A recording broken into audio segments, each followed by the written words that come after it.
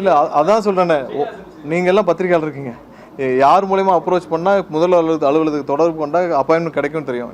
தினமும் முதல்வர் எல்லாரையும் சந்திச்சுட்டு தான் இருக்கிறார். உங்களுக்கு தெரியும் யாரை சந்திச்சுட்டு இருக்காங்கன்னு. அதில் ஒரு சில பேர்கள் அவங்க தொடர்பு கொள்ள முடியாமல் இல்லை யாரை மூலமாக தொடர்பு கொள்ள தெரியாமல் இருக்கலாம். பட் அவங்களுக்கு கண்டிப்பாக முதல்வர் அலுவலகத்துக்கு தொடர்பு கொண்டால் கண்டிப்பாக அப்பாயின்மெண்ட் கொடுக்கும்.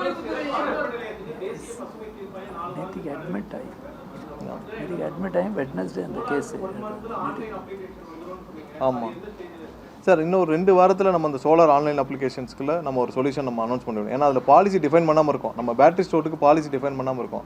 மற்றபடி எக்ஸிஸ்டிங் சோலார் அப்ளிகேஷன்ஸ் எல்லாம் நம்ம கொடுக்க ஆரம்பிச்சிட்டோம். ஏன்னா எங்கெங்கெல்லாம் லோட் ஃப்ளோ ஸ்டடி பண்ணியிருக்காங்க அங்கெல்லாம் லோடு அவைலபிளாக இருக்கா இல்லை எல்லாம் இருக்கா. ஏன்னா முன்னாடி நிறைய அப்ளிகேஷன்ஸு கொடுத்து வச்சுருந்தாங்க. அதெல்லாம் லோட் ஃப்ளோ ஸ்டடி கிளியராக பண்ணி எங்கெங்கெல்லாம் அவைலபிள் இருக்கோ அது தக்கன கொடுக்க ஆரம்பிச்சிட்டாங்க.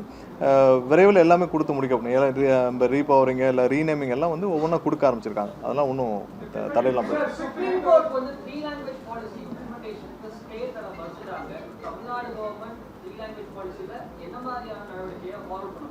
இல்லை, நம்ம என்ன கடைபிடிச்சிட்டு இருக்கிறோமோ, நம்ம அதை என்ன 2 லாங்குவேஜ் நம்ம என்ன கடைபிடிச்சிட்டு இருக்கோமோ அதில் எந்த மாற்றமும் இருக்காது. ஸோ அது சம்மந்தமாக சட்டப்பூர்வமாக என்ன செய்யணுமோ அதை அந்த முன்னெடுப்பை செய்வோம் சார். நம்ம பாலிசியில் எந்த சேஞ்சஸ் இருக்காது.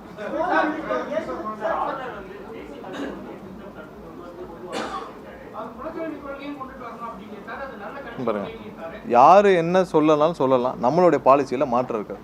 அவங்களுடைய விருப்பத்தை சொல்லலாம், ஆளுநர் சொல்லலாம், ஒன்றிய அரசு சொல்லலாம், எல்லாரும் அவங்களுடைய விருப்பத்தை சொல்லலாம். பட் நம்மளுடைய பாலிசியில் முதல்வருடைய பாலிசியில் எந்த சேஞ்சஸும் இருக்காது.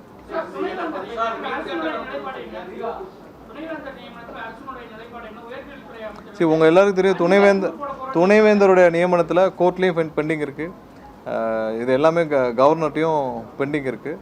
சட்டப்பூர்வமாக நம்ம அதை வந்து ஹைகோர்ட்லேயும் பேசிகிட்டு இருக்கோம். கண்டிப்பாக இப்போ வந்து 5 பேர் கொண்ட குழுவை நம்ம ப்ரப்போஸ் பண்ணியிருக்கோம். இதில் ஏதாவது முடிவுகள் வந்தால் உடனடியாக நியமிக்கப்படும். நம்ம இதுக்கெல்லாம் ஒரு பீஸ்ஃபுல்லாக ஒரு சொல்யூஷன் வரணும்னு தான் நம்ம எல்லாம் முயற்சி செஞ்சுட்ருக்கோம். ஏன்னா வர ஜனவரி மாதத்தில் எல்லா யூனிவர்சிட்டிலையும் துணைவேந்தர் இல்லாத ஒரு நிலைமை ஏற்படும். ஸோ இதுக்கு கண்டிப்பாக ஒரு சுமூகமான ஒரு தீர்வை எட்டக்கூடிய வகையில் ஒரு 5 நபர் உள்ள ஒரு செலக்ட் கமிட்டியை கொண்டு வரதுக்கான முயற்சிகள் எடுத்துகிட்டு இருக்கோம். இல்லை அது முதல்வர் அலுவலகம் சம்மந்தப்பட்ட விஷயம் வேறு.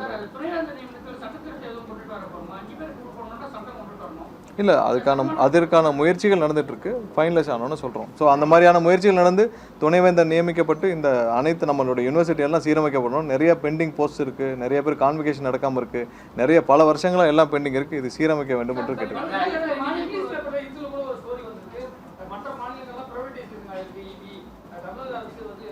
இங்கே டிஸ்ட்ரிபியூஷன்ஸில் ப்ரைவேட்டைசேஷன் பண்ணுறதுக்கான வாய்ப்புகளே கிடையாது. அதை செய்யவே மாட்டோம். நன்றி.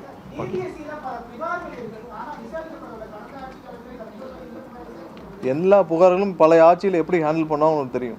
அவங்க வந்து சொல்லுவாங்க, செய்ய மாட்டாங்க. பட் இந்த ஆட்சியில் என்னென்ன புகார்கள் இருக்கோ அனைத்திற்கும் விரைவாக நடவடிக்கை எடுக்கப்படும். நிறைய புகார்கள் வாங்கப்பட்டிருக்கு. எல்லாமே அப்பப்போ வந்து விசாரணை நடைபெற்றிருக்கு. இப்போ கடந்த வாரத்தில் 2 புகார்கள் இருக்குல்ல, சிங்கப்பூர்லாம் போயிட்டு வந்தார். அதெல்லாம் இந்த புகாரின் அடிப்படையில் தானே. பல வருஷம் பெண்டிங்கில் இருந்ததெல்லாம் வந்து ஒரே வாரத்தில் எஃப்ஐஆர் ஃபைல் பண்ணி சம்மனும் அனுப்பப்பட்டு சம்மன் போகிறது தெரிஞ்சு சிங்கப்பூருக்கும் போயிட்டு வந்துட்டார்ல. ஸோ அந்த மாதிரி எல்லாமே துரிதமாக நடவடிக்கை எடுக்கப்படும். இல்லை, நடந்துகிட்டே இருக்குது. ஒவ்வொரு கலெக்டரில் இல்லை ஒரு பெரும்பாலும் முடிஞ்சிருச்சு. ஒரு சில இடத்துல பெண்டிங் இருக்கிறதெல்லாம் வந்து திரும்பவும் நியமிக்கப்பட்டு வந்து மாவட்டத்தில் ஒரு சில சப்கோர்ட்டு இல்லை இந்த மாதிரி சின்ன இடத்துல பெண்டிங் இருக்கும். ஸோ அதெல்லாம் முடிஞ்சிருக்கு. 80% நடைபெற்று 80% நியமிக்கப்பட்டு முடிவடைஞ்சிருச்சு. ஒரு சில இடங்களில் வந்து அங்கங்கே பெண்டிங் இருக்குது, ரிஜெக்ஷன் வந்திருக்கிறதெல்லாம் திரும்ப மாவட்ட ஆட்சியர் வேலிடேட் பண்ணி ப்ரப்போஸ் பண்ணியிருக்காங்க.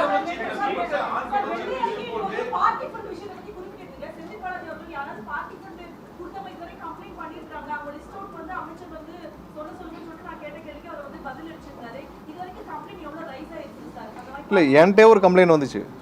பார்ட்டி ஃபண்டு சோலாருக்கு பார்ட்டி ஃபண்ட் வாங்கினதா என்கிட்டே ஒரு கம்ப்ளைண்ட் வந்துச்சு. ஒரு மெகாவாட்டுக்கு 25 லட்ச ரூபா கேட்டாங்கன்னு சொல்லி என்கிட்டே கம்ப்ளைண்ட் வந்துச்சு. அந்த கம்ப்ளைண்ட்டை நானே வந்து கமிஷனருக்கு ஃபார்வர்ட் பண்ணி விட்ருக்கேன்.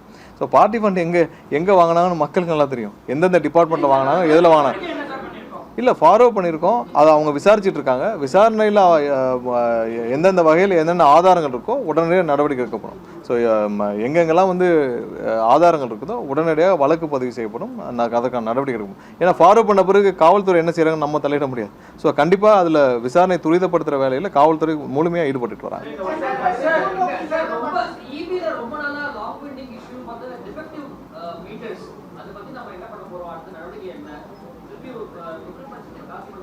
இல்லை ப்ரொக்யூர்மெண்ட்ஸு கண்டிப்பாக ரெகுலராக நடந்துகிட்டே இருக்குது. மீட்டர் ப்ரொக்யூர்மெண்ட் நடந்துகிட்டே தான் இருக்குது. ஸோ டிலே இன்ஸ்டலேஷனில் டிலே இருக்குது. ஏன்னா அதில் நமக்கு இங்கே பற்றாக்குறை இருக்குது, எம்ப்ளாயீஸ் பற்றாக்குறை இருக்குது. ஸோ இது ரெக்டிஃபை பண்ணப்பட்டு சீக்கிரம் அதை செய்யப்படும். நன்றி.